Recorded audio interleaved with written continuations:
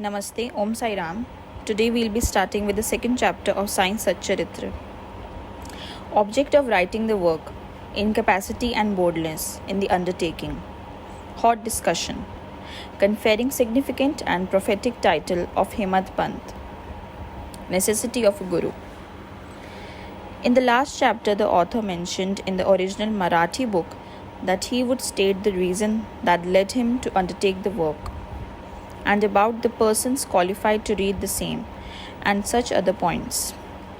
Now, in this chapter, he narrates the same. The object of writing this work.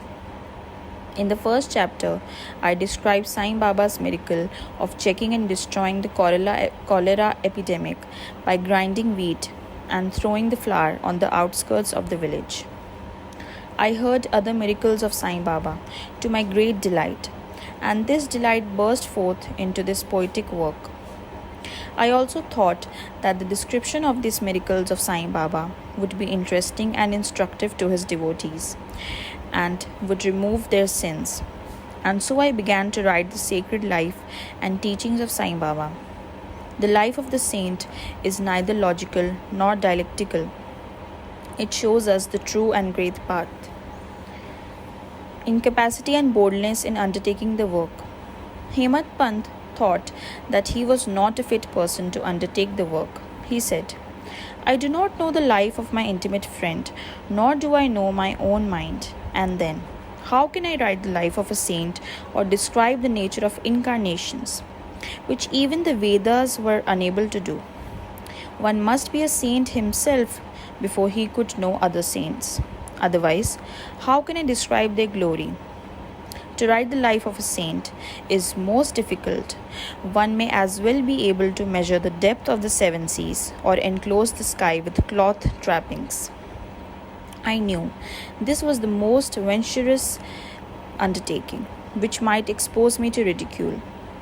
I therefore invoked Sai Baba's grace.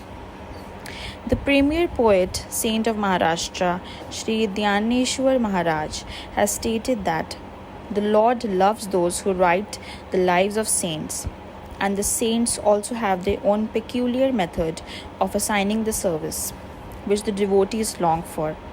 The saints inspires the work. The devotee becomes only an indirect cause or an instrument in achieving the end. For instance, in 1700 Shaka year, the poet Mahipati aspired to write the lives of saints. Saints inspired him and got the work done. So also in 1800 Shaka year, Das Ganu's service was accepted. The former wrote 4 works: Bhakta Vijay, Sant Vijay, Bhakta Leelamrit, and Sant Leelamrit, while the latter wrote 2, Bhakta Leelamrit and Sant Kathamrit, in which the lives of modern saints were described.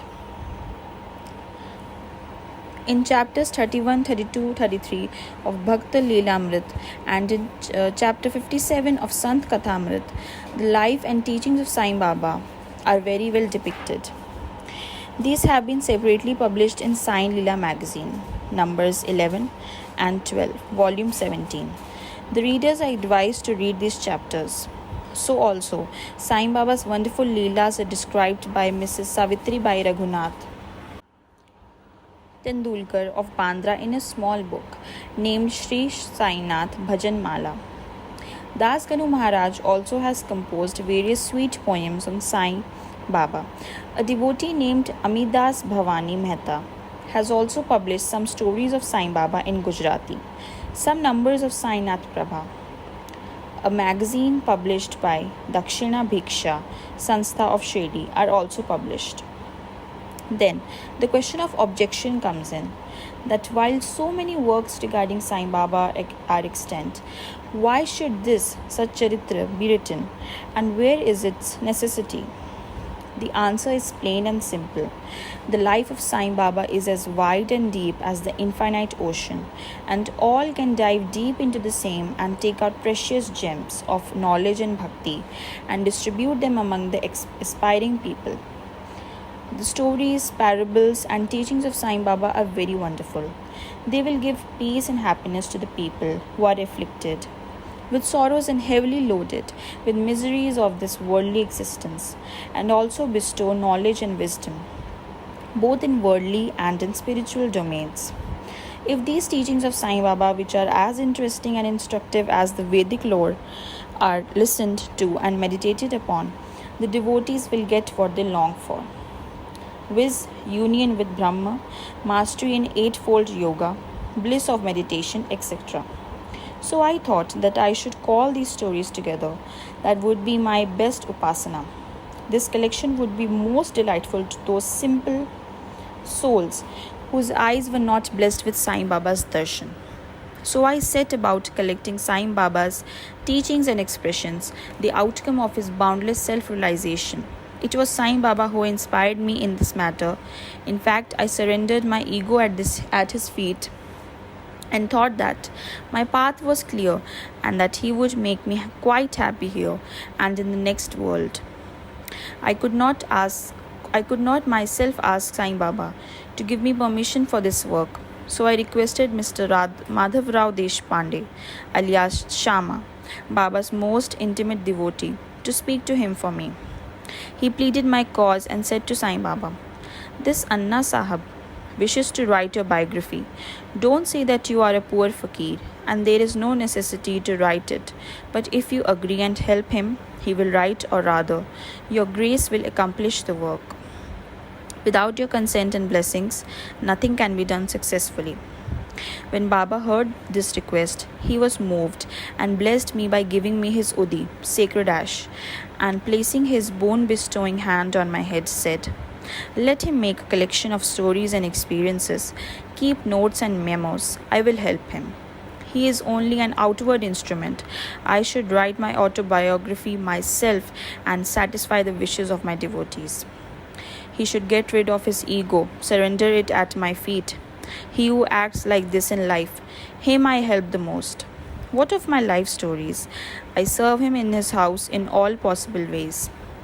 When his ego is completely annihilated and there is left no trace of it, I shall myself enter into him and shall myself write my own life. Hearing my stories and teachings will create faith in devotees' hearts, and they will easily get self-realization and bliss. Let there be no insistence on establishing one's own view, no attempt to refute others' opinions, no discussion of pros and cons of any subject." Significant and prophetic title. The word discussion put me in mind of my promise to explain the story of my getting the title of Hemad Pant, and now I begin to relate the same. I was on close friendly relations with Kaka Sahib Dikshit and Nana Sahib Chandorkar. They pressed me to go to Shirdi and have Baba's darshan, and I promised them to do so. But something in the meanwhile turned up which prevented me from going to Shirdi. The son of a friend of mine at Lolavna fell ill. My friend tried all possible means, physical and spiritual, but the fever would not abate. At length, he got his guru to sit by the bedside of his son, but this too was of no avail. Hearing this, I thought, what was the utility of the guru if he could not save my friend's son? If the guru can't do anything for us, why should I go to Shirdi at all? Thinking this way, I postponed my Shirdi trip, but the inevitable must happen, and it happened in my case as follows. Mr. Nana Sahib Chandorkar, who was a divisional officer, was going on tour to Bassein. From Thana, he came to Dadar and was waiting for a train bound for Bassein. Meanwhile, a Bandra local turned up. He sat in it and came to Bandra and sent for me and took me to task for putting off my Shirdi trip.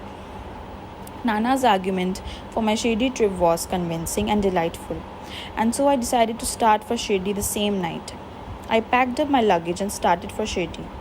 I planned to go to Dadar and from there to catch the train for Manmad, and so I booked myself for Dadar and sat in the train.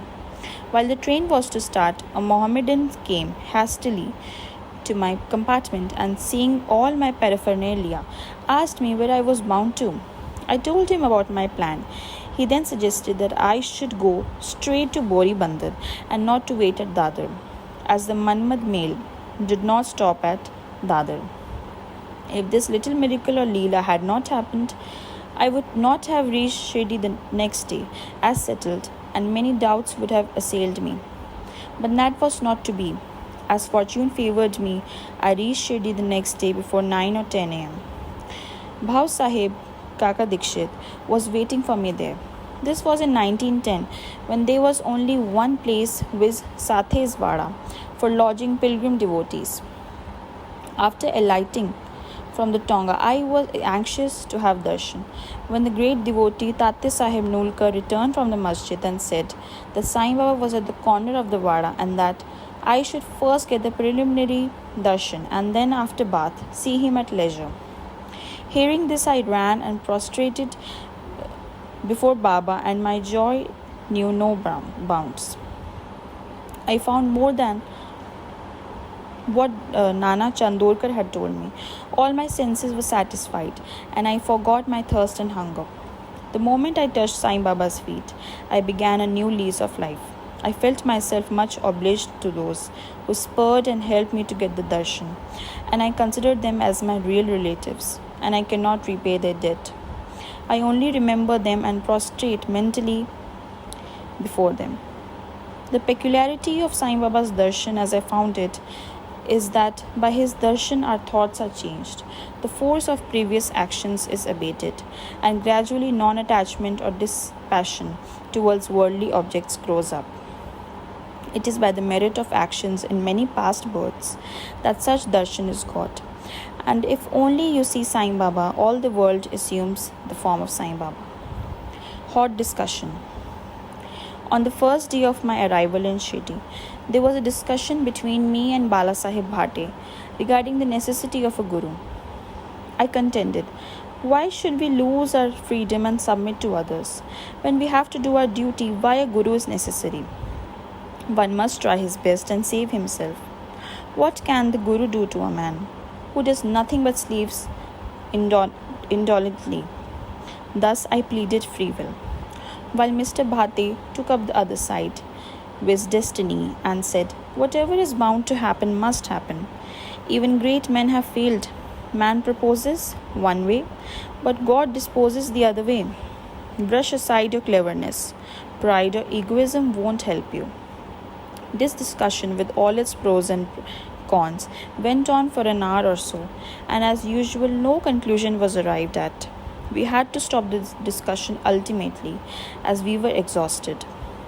The net result of this was that I lost my peace of mind and found that unless there is strong body consciousness and egoism, there would be no discussion. In other words, it is egoism which breeds discussion. Then, when we went to masjid with others, Baba asked Kaka Sahib Dikshit the following. What was going on in the Sathes Wada? What was the discussion about? And staring at me, Baba further added, what did this Hemant Pant say? Hearing these words, I was much surprised. The masjid was at a considerable distance from Sathewada, where I was staying and where the discussion was going on. How could Baba know our discussion, unless he is omniscient and inner ruler of us all? I began to think why Sai Baba would call me by the name Hemant Pant. This word is a distorted form of Hemadri Pant. This Hemadri Pant was a well-known minister of the kings Mahadev and Ramdev of Devgiri of the Yadav dynasty.